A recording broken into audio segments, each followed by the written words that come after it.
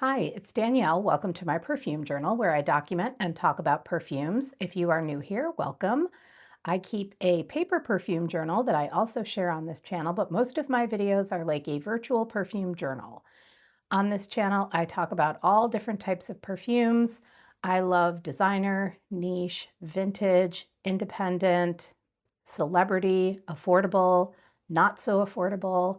I have been into perfume since I was a little kid, so over 50 years now.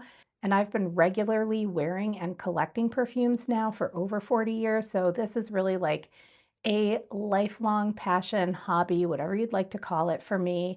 And so this YouTube channel is like a creative outlet for me and also a place to connect with other perfume lovers. So thank you so much for being here. So in the past, I used to have this like Sunday night routine of setting up my perfume tray for the upcoming week. It was like a little ritual that I really enjoyed. And I don't really look at my perfume tray as something that I absolutely must stick to. I kind of like put perfumes on the tray to bring them out of my cabinet, put them front and center as a reminder to wear them.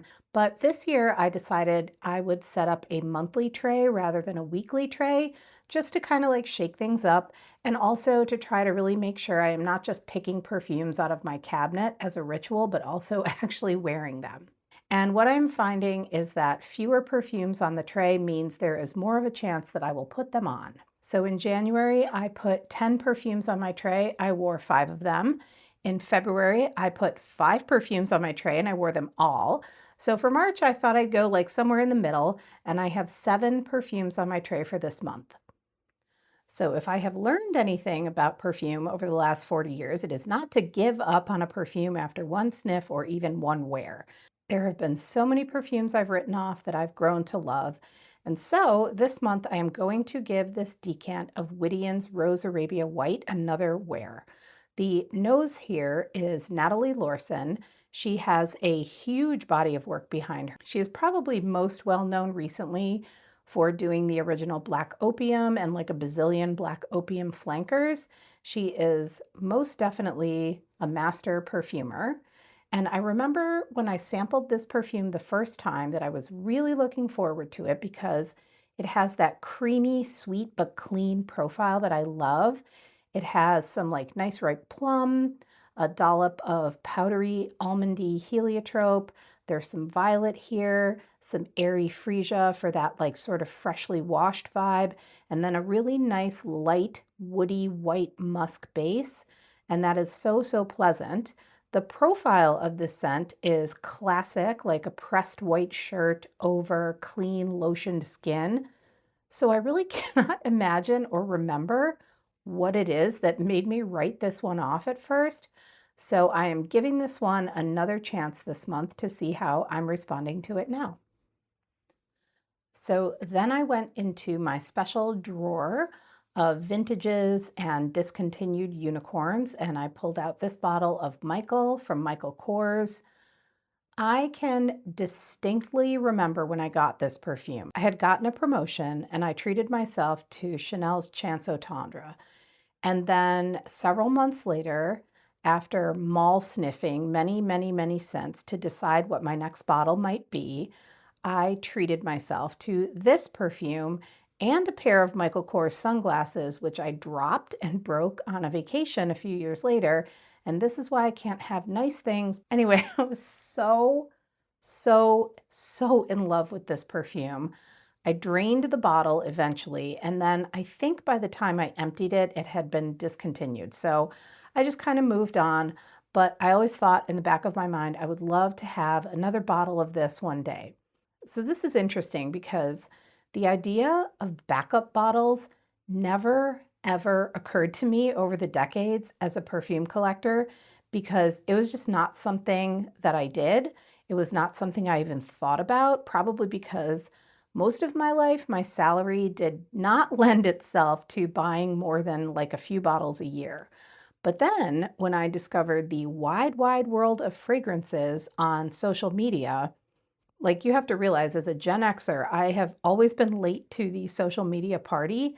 I was like, huh, people buy backup bottles of perfume. I will have to remember that. And so now over 10 years after discovering FragCom, I own exactly one backup bottle, just one. It's Violet Ida. I did get a backup bottle of that when it was discontinued because I love it so much. I did not want to be without it. And I am very, very likely to buy another one soon. I am thinking that I should probably get a 100 ml bottle of Shalimar l'Essence. That one will be worth it for me to have into the foreseeable future. Okay, that's a huge side tangent, but I do have one more that I was thinking about. So, okay, I know a lot of people come to YouTube to find out like what's new or what's in production, discovering new perfumes that they can get easily. And here on my channel, I do talk a little bit about discontinued perfumes that can be a little bit hard to find. But I do have a thought to share around discontinued perfumes, and it is this. Don't get price gouged. If you have a nostalgia for an old perfume that you really, really long for again, or you just like want to blind buy a discontinued perfume because it sounds amazing to you, unless you can afford it, and if you can, do what you want, because if I could afford it, I would be buying up all the discontinued perfumes on the planet. But if you are on somewhat of a budget like me, what I would say is you do not have to be price gouged for immediate gratification. If you are patient, if you put in a saved search into eBay or a secondhand shopping site, one day your patience will pay off and you will find that bottle of whatever it is you've been looking for at a good price within your budget, whatever that may be. You do have to be careful of scammers and fakes. You always have to watch out for that, unfortunately, but there are deals out there to be found because there are always people out there, usually collectors like you and me, who sell discontinued perfumes at a pretty fair price. And that is exactly how I got this bottle of Michael. It was from someone who had this as a backup bottle. It was sealed, new in the box. She was like, I have 2 bottles of this. I'm never going to go through it, so I'm going to sell it at a fair price. And there are lots of people out there doing that. You do have to just kind of like keep your eye on your searches because there's always somebody else out there looking for what you're looking for. But if you're quick enough and the universe is aligned in your favor, you might pick up a great bottle of discontinued perfume at a really fair price. Okay, so the perfume. So at the core, this is a tuberose perfume. It is on the sweeter, more bubblegummy side of tuberose for sure, but like make it very thick, very lush. It's very fleshy, dense. It's a very luxurious tuberose. And the sweetness of the tuberose is sort of like amplified by some osmanthus, and that is a flower that has a very distinct kind of like peachy or apricot-y aroma. And this perfume definitely has a little bit of a stone fruit kind of feel to it. There's like an underlying fuzziness to it all. And then aside from the tuberose and the osmanthus, the most prominent note that I get from this perfume is the tamarind. And that's a pretty unusual note to find in a perfume. Tamarind is a fruit. It's usually used in cuisine. I love like a good tamarind sauce with a delicious samosa.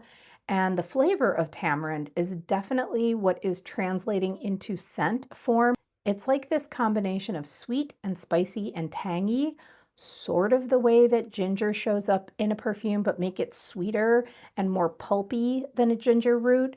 This is definitely like a fruity spiciness rather than a rooty spiciness. And like a lot of musky, woody florals, Michael has a very nice, musky, woody base. This perfume is incredibly strong. It is incredibly strong. It lasts for hours and hours on skin, and it literally lasts for days on your clothing. I usually do 1 spray of this when I wear it, never up near my neck, or else it will be absolutely too much for me to handle over the course of a whole day. But when I dose this just right, this is by far one of the most amazing perfumes I have ever smelled in my entire life. This was created by Laurent Le Gournac, who also did Bitter Peach for Tom Ford. And actually, this perfume and Bitter Peach are kind of like second cousins once removed, because both of these perfumes have kind of like a syrupy, sweet, tangy, spicy floralcy to them. So this is one of my most special and most treasured perfumes, and I am really going to enjoy wearing it this month. And speaking of dosing perfumes just right, this is Unue from Jeroboam. I had originally heard about this perfume on Ouch 110's channel. He said it was the closest thing he'd ever found to his all-time favorite perfume, which is Samsara from Guerlain. So Samsara, in my opinion, is the best sandalwood perfume ever created in the history of perfume. There is nothing like it in the world. It has that gorgeous Guerlainade scent to it that comes from their special blend of tonka, rose, vanilla, iris, jasmine, bergamot. It has some peach. It has some spicy clovey carnation. It's got a really nice sort of like green, sweaty, earthy narcissus. And then in the original Samsara, there is this huge, huge dose of creamy, amazing Mysore sandalwood. That material is no longer used in perfumery because of its overharvesting. So now Guerlain uses polysantol to replace the endangered wood species that's in the original formula. But what I would say is, having smelled the original Samsara and the modern formulation, it is still a really beautiful, musky, floral, woody perfume. And Unue is pretty darn close to giving you the beauty of Samsara. I would say it's about like 80% there, maybe not quite, but I would say, yeah, maybe 80%, because obviously nothing else will ever be Samsara. But Samsara is one of those perfumes that is definitely going to require a long, long, long stretch of patience before the secondhand market produces a well-priced partial at this point in time, because it is getting harder and harder to find. So with Unue, you get the feeling of the original Samsara without the painful price point of the original Samsara as it stands right now. So in Unue, you have pineapple, giving some fruitiness to the composition instead of peach like there is in Samsara. And this pineapple smells like the syrup in a can of sliced pineapples. It doesn't smell like fresh pineapple, but more like a canned pineapple syrup. And then alongside the pineapple, there's this like plummy note. It smells really rich. It smells kind of stewed. And then I get like this borderline indolic jasmine. And when I say indolic, I don't mean filthy or poopy like indoles can be, but more like fat, succulent petals. Like, have you ever seen how flower petals can either be delicate or they can be kind of plump? This is like nice, big, fat, plump jasmine blossoms. Like it just went to the aesthetic spa and had petal injections. And then in the dry down, you get that like huge muskiness that comes out with the sandalwood. This one, Unue, is like wildly musky. So the whole composition just feels kind of like big, feels like handsome, and it's like Samsara's not as talented, but you don't mind that you didn't see the big star because the performance was still really good understudy. That's Unue. So a few nights ago, I got out my decant of Baby Cat by YSL and I wore it to bed, and damn, that is a good perfume. It definitely deserved all the viral attention it got.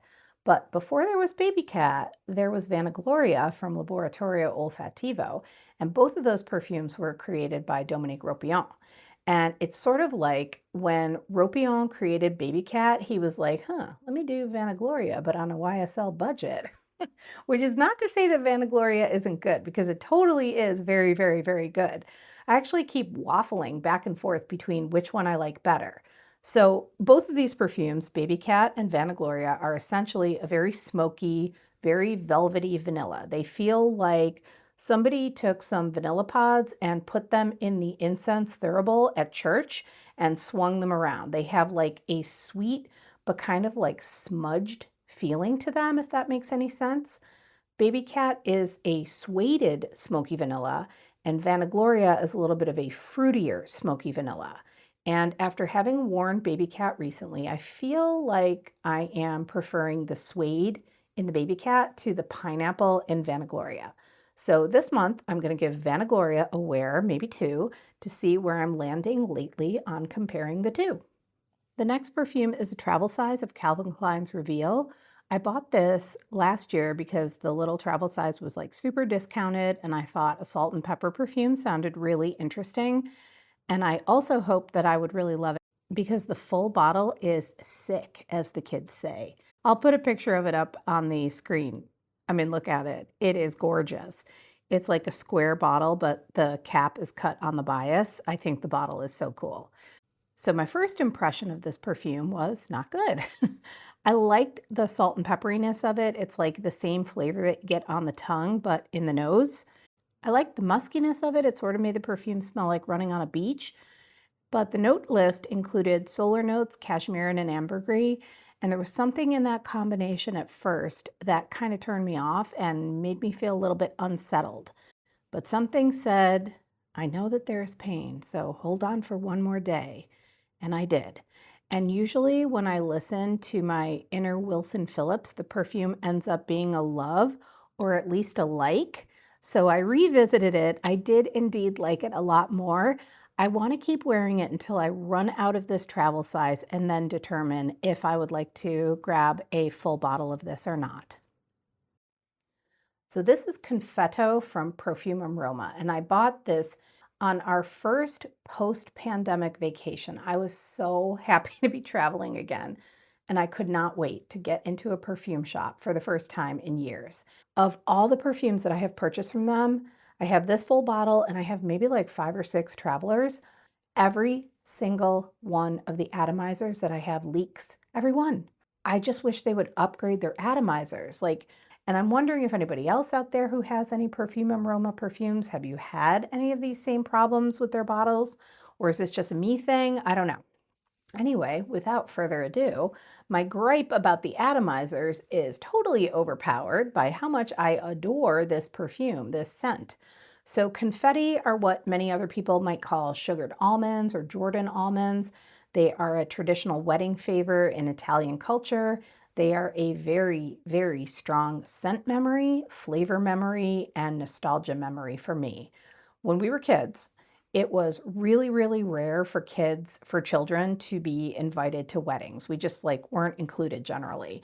And so whenever my parents and grandparents attended a family wedding, I knew that they would be coming back with one, a slice of white wedding cake wrapped up in a little napkin for me, and two, a little gauze or a fabric bag tied with a ribbon filled with these pastel colored sugared almonds or confetti.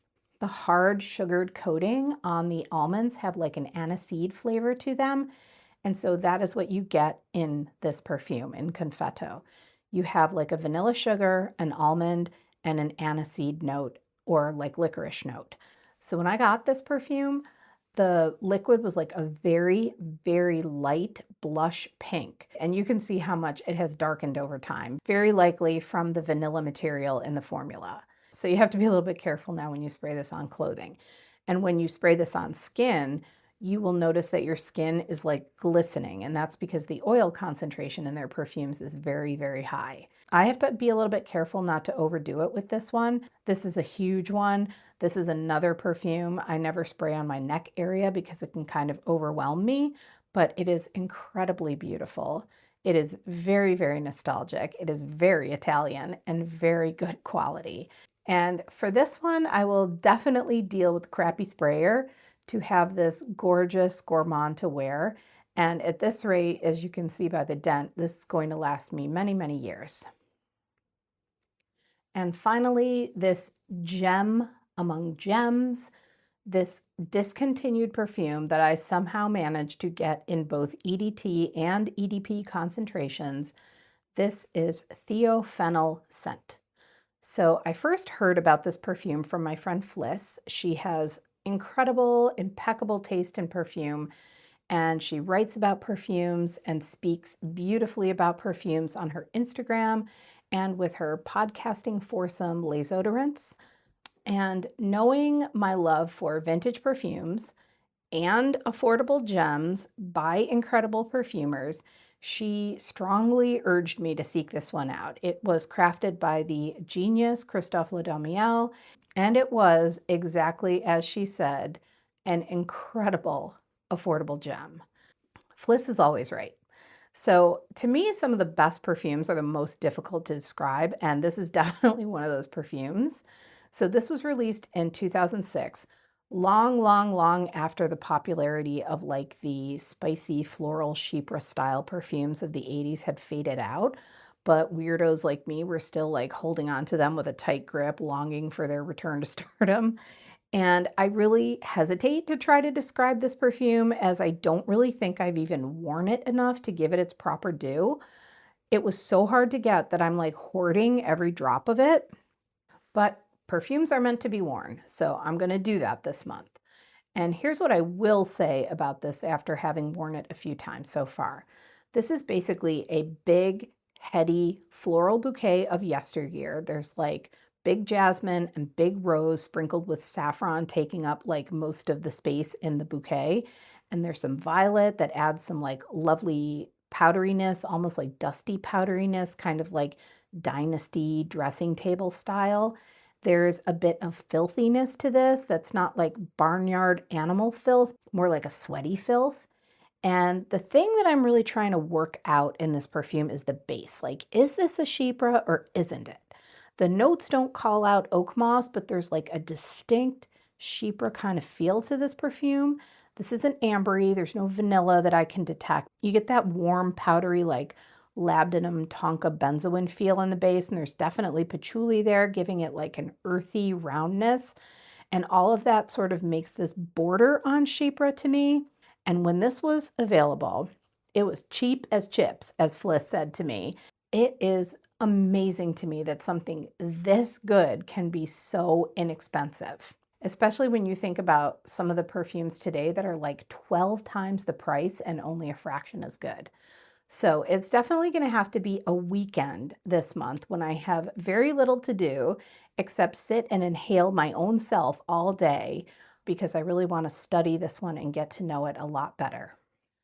So that is my perfume tray for March. It is a tray I feel very enthusiastic about already, and I will report back at the end of the month on whether I kept up my 100% wear rate from February or if I dipped at all. I would definitely love to know what you might be thinking about wearing from your own collection this month, or if there's a particular perfume you're planning on adding to your collection this month. I always read and respond to every single comment, although I have to say, I did miss a couple of comments in my notifications recently. They didn't show up in my notifications. I happened to find them on the back end of YouTube. And so I was late in getting back to the people who took their time to talk to me. So what I should really say is that it is my intention to reply to every single comment that I get, as I really enjoy talking about perfumes with you here. It's my favorite thing about this channel. So thank you for watching and for spending your time here with me. I hope you have a great, great week, and I will see you in the next video. Bye.